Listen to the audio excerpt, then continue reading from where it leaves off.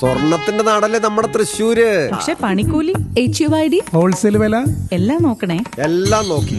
ഇനി അഡോറ മതി. അഡോറ ജുവലേഴ്സ്, കേരളത്തിലെ ആദ്യത്തെ wholesale premium jewellery, Ikkandavari road, Thrissur, unit of TCCom.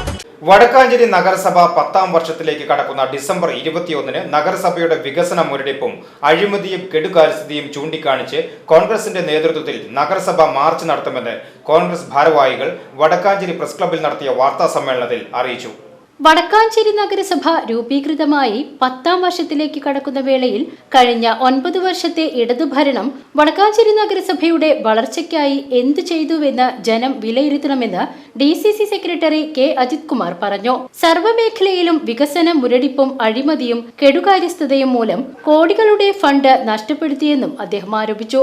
നഗരസഭയുടെ പ്രാരംഭ പ്രവർത്തനങ്ങൾക്കായി UDF സർക്കാർ പ്രഖ്യാപിച്ച 25 കോടി രൂപ രാഷ്ട്രീയ കാരണങ്ങളാൽ വാങ്ങിച്ചെടുക്കാൻ ശ്രമിച്ചില്ല.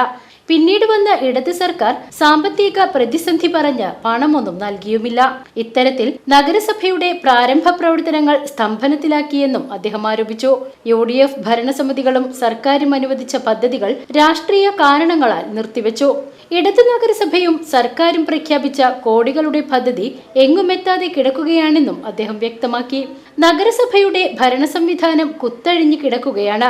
നഗരസഭാ കൗൺസിൽ നോക്കുകുത്തിയായി മാറി. കൗൺസിലിൽ വരേണ്ടതും ചർച്ച ചെയ്യേണ്ടതുമായ പ്രധാന കാര്യങ്ങൾ കൗൺസിലിൽ വെക്കാതെ രഹസ്യമായി എഴുതിച്ചേർത്ത് നടപ്പിലാക്കുകയാണെന്ന ഗുരുതര ആരോപണവും നഗരസഭ പ്രതിപക്ഷ നേതാവ് കൂടിയായ K. അജിത് കുമാർ ഉന്നയിച്ചു.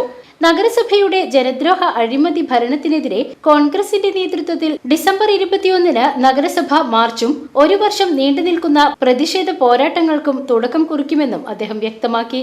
വടക്കാഞ്ചേരി പ്രസ് ക്ലബ്ബിൽ നടത്തിയ വാർത്താ സമ്മേളനത്തിൽ മുണ്ടത്തിക്കോട് കോൺഗ്രസ് മണ്ഡലം പ്രസിഡന്റ് CH ഹരീഷ്, വടക്കാഞ്ചേരി മണ്ഡലം പ്രസിഡന്റ് ബിജു ഇസ്മായിൽ എന്നിവർ പങ്കെടുത്തു. നഗരസഭയാക്കുമ്പോൾ നമുക്ക് ഒരുപാട് പ്രതീക്ഷകൾ ഉണ്ടായിരുന്നു.